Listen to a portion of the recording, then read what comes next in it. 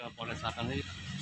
Yang pertama kita mau tahu ya sampai sejauh mana prosesnya, karena kami sudah mendapatkan SP2HP, ada oknum yang dipanggil tapi dengan alasan yang tidak patut tidak bisa hadir 2 kali. Sehingga kita mau tanya seperti apa kelanjutannya kalau ada oknum yang dipanggil dengan alasan yang tidak patut.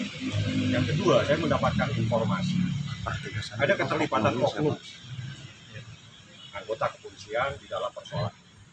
Nah, itu tadi dari pengembangan. Nah, itu akan dipanggil. Kami tidak akan menjelaskan dari unit mana atau mana. Anda silakan tanya langsung ke penyidik bahwa patut diduga ada keterlibatan oknum di sini atau setidak-tidaknya dia tahu di dalam peristiwa ini. Biasanya Bang, P21 itu kan antara seminggu atau sebulan gitu ya Bang ya, untuk dipanggilnya itu. Maksudnya Sudah. Mungkin Anda salah bertanya. Mungkin kalau P21 itu kasus kan sudah masuk ya? Ya. Kan yang Anda tanya panggilan. Ya. Supaya Anda jangan saya pikir tadi udah P21 belum ada sampai ke sana. Belum ada. P21 itu urusannya di kejaksaan. Biasanya itu menjadi kewenangan penyidik untuk memanggil. Nah, kami harapkan segera, karena ini sudah hampir 2 tahun ya Rin ya, untuk mencari keadilan. Dari Februari ke Februari ini sudah bulan September. Ya tadi sempat ngomong. Mungkin ada penjelasan dari dalam tadi kenapa oknum ini tidak mau dipanggil atau datang 2 kali. Nah, Anda tanya kepada penyidiknya. Jangan ke saya. Kalau saya penyidiknya, saya datang. Jadi saya tidak mempunyai kewenangan yang diberikan oleh hukum untuk memanggil paksa seorang saksi yang tidak patut untuk tidak hadir. Seperti itu. Prosesnya masih berjalan. Penyidik akan memanggil oknum orang anggota dari kepolisian yang patut diduga tahu persoalan ini. Jadi ini melibatkan juga apakah dia itu menjadi pasif atau hanya dia nonton, kita nggak tahu seperti apa. Ya, jadi saya harapkan juga karena ini sudah ada oknum yang patut diduga tahu dengan persoalan ini, kami minta juga dari Irwasum untuk memantau ini persoalan setahun lebih, Bapak. Kasihan ini rakyat kecil mencari keadilan. Kasihan dia udah sampai dia pernah didatangi. Coba kamu cerita bagaimana didatangi, terus kamu mau dikasih apa untuk mencabut ini laporan? Ya, saya mau dikasih sejumlah uang dengan artinya saya harus laporan. Saya di sini cari keadilan, saya bukan cari uang. Jadi saya cari keadilan untuk suami saya. Saya datang ke sini ingin menanyakan perkembangannya. Sudah hampir 2 tahun lah saya. Jadi saya di sini bersama kami menanyakan gimana sih sebenarnya kok sampai lama seperti ini, karena apakah saya sekarang isi calon supir, tapi saya percaya kok sama Polres Selatan dia akan proses. Cuman saya ini hanya menanyakan bagaimana perkembangannya sampai di mana. Jadi saya luruskan kembali, kasus yang dilaporkan itu pasal 333, merampas kemerdekaan seseorang. Kalau merampas kemerdekaan seseorang itu adalah seseorang tidak bisa pulang 1 hari saja, itu merampas kemerdekaan. Tidak perlu dengan bukti-bukti yang lain. Ada saksi, ada fakta, ada saksi tahu dia nggak bisa pulang-pulang, ada istrinya, suami saya nggak bisa pulang-pulang. Itu sudah terjadi, patut dugaan tindak pidana perampasan kemerdekaan sudah terjadi. Saya serahkan kepada penyidik, mau dibawa kemana ini masalah tahun ini. Dia 50 juta ya Bu ya, ditawarin. Pas itu sama yang statusnya ini yang dicekal itu bagaimana? Jadi kan kemarin kan udah diperpanjang 20 hari.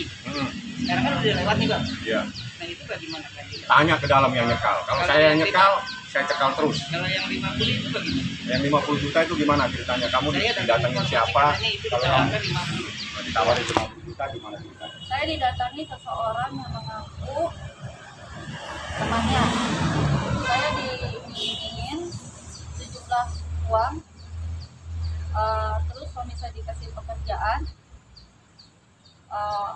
misalnya pekerjaan yang sekarang suami saya freelance gitu. Cuma saya di sini, saya katakan lagi, saya di sini bukan mencari uang, saya mencari keadilan suami saya. Yang sampai sekarang pun suami saya masih takut. Tapi benar 50 gitu ya. Untuk nominalnya Ya kurang lebih. tapi selama 2 tahun udah berapa kali didatengin sama orang seperti itu? Udah nggak tahu lagi berapa kalinya Pak. Bahkan ada yang seminggu keren-keren sampai tengah malam mencari suami saya, mencari alamat suami saya. Ya, gitu. Itu yang saya takutin dan keluarga, karena sekarang ya saya orang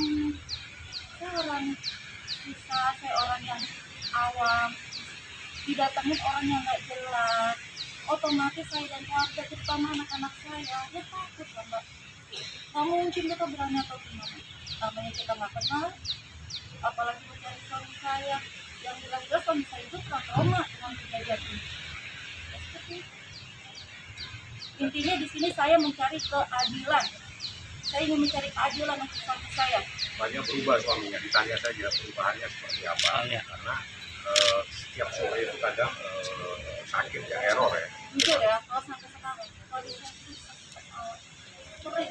Kalau mungkin sakit kepala sehari, besok-besok 2 bulan atau 3 bulan nggak sakit. Ini nanti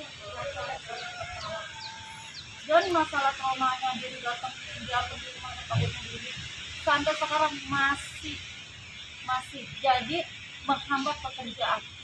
Jujur, karena nanti kalau disuruh orang itu pergi jauh, suami saya nggak akan mau. Bukankah itu akan berpengaruh? Makanya saya bilang sama diri saya, dari jalan saya. Bang itu bang hasil dari ini tadi Ya udah, hasil dari sana itu ada oknum kepolisian, saya tidak harus kasih tahu ini, Anda tanyakan, itu mungkin akan dipanggil sebagai saksi untuk menjelaskan karena dia ada di tempat kejadian. Nah, itu aja, saya tidak perlu sebut siapa namanya, Anda bisa konsultasi kepada kepolisian karena kami dilarang untuk menjelaskan siapa-siapa yang dipanggil. Oke. Pastinya itu ada oknum di tempat kejadian saat dilakukan, Ada oknum, apakah dia itu berarti seperti dia apa? menyaksikan terjadinya Ada kejadian, jadi disebut beberapa saksi bahwa ada oknum, ada disebut namanya, dan namanya setelah diteliti adalah oknum daripada anggota kepolisian. Makanya saya mintain wasit untuk memantau kasus ini karena sudah melibatkan ada oknum juga yang dipanggil sebagai saksi. Nah, apakah dia terlibat atau tidak itu nanti dari polsek.